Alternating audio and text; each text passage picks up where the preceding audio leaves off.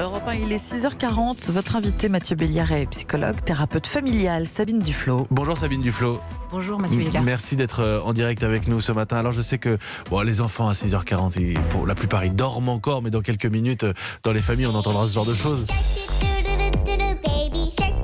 Vous l'avez Baby Shark à la maison, Ombline, ça fait partie de ces vidéos virales. Les écrans sont multipliés. Ça c'est une réalité. Pour les enfants comme pour les adultes, il y avait la bonne vieille télé, maintenant il y a la télé, l'ordinateur, la tablette, le smartphone, quand il n'y a pas les jeux vidéo aussi. Et on a cette étude de Santé publique France aujourd'hui qui s'intéresse au lien entre les écrans et les retards de langage, avec des chiffres édifiants, franchement inquiétants.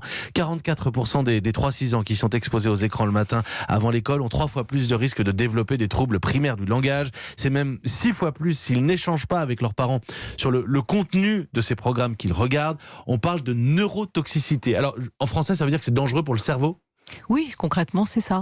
C'est-à-dire que, si vous voulez, les écrans surstimulent un type d'attention qu'on appelle l'attention réflexe. Parce que c'est plein d'effets visuels, de sons, de lumière, de couleurs, de mouvements. Et ça va donc surstimuler cette attention-là au détriment de l'attention volontaire, c'est-à-dire l'attention focalisée sur quelque chose, la personne qui me parle, un livre. Et s'il n'y a pas d'attention volontaire, de regard échangé, si vous voulez, il n'y a pas de langage proprement humain. Donc ces enfants qui sont bombardés par les écrans ne peuvent pas accéder à la pensée. Tous les écrans de la même manière ? Il y a des écrans plus toxiques, en particulier les programmes enfants du matin. Ouais. C'est les Zik et Charcot, les Peppa Pig. C'est des trucs avec une narration ultra pauvre et bourrés d'effets formels saillants.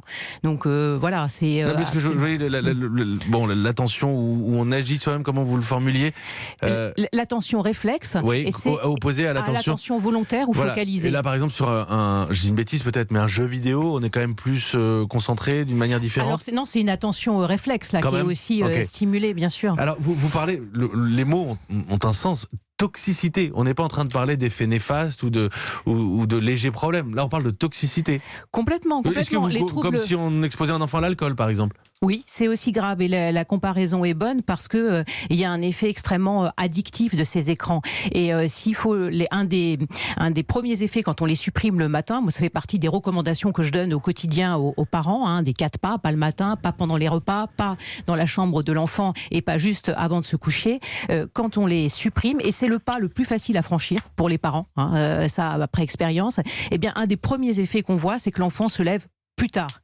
Parce que beaucoup d'enfants sont conditionnés par Peppa Pig, Zik et Charcot, etc. pour se lever plus tôt et aller regarder ces âneries, quoi. Donc on enlève les piles de la télécommande le soir. Voilà. Donc déjà, si on les supprime, eh bien, il va pas se lever comme vous. Si vous savez que vous n'avez pas votre café le matin, vous avez mal à vous lever. Donc un réflexe addictif, c'est ce que vous décrivez. Quels sont ces troubles ? Parce qu'on parle de troubles de l'attention, de troubles du langage. Est-ce qu'on parle d'un simple retard de développement ou est-ce qu'on est carrément, parce que là vous dites des choses assez graves, carrément en train de fabriquer une forme de handicap ? Oui. Très clairement, les chiffres le prouvent en termes notamment d'augmentation, par exemple, d'AVS dans les écoles, qui a explosé les demandes d'AVS ces dernières années pour des enfants qui présentent les 3 troubles les plus représentés qu'on a vus quand on épluche les chiffres de la Direction générale de l'enseignement scolaire. C'est des troubles du langage, augmentation de 94% entre 2010 et 2018, 94%. Et ça correspond à l'explosion des tablettes et de l'équipement des smartphones, ensuite, la 4G, vous avez les troubles du psychisme, c'est-à-dire ça englobe les troubles de l'attention, et puis les troubles cognitifs et intellectuels. Vous dénoncez aussi la pénurie d'orthophonistes, ça c'est important.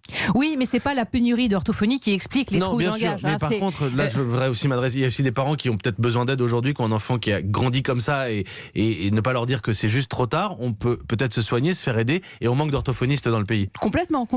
Mais la première chose à faire, c'est déjà de s'interroger à l'environnement de l'enfant, parce que c'est ce que l'orthophoniste va faire aussi. Là, le petit quart d'heure, 20 minutes avant d'aller au boulot, au petit déjeuner, c'est le pire moment en fait. C'est le pire moment parce que c'est là où l'attention volontaire ou focalisée de l'enfant est la plus forte. C'est d'ailleurs pour ça que tous les enseignements se focalisent le matin. L'après-midi, on fait souvent autre chose en classe.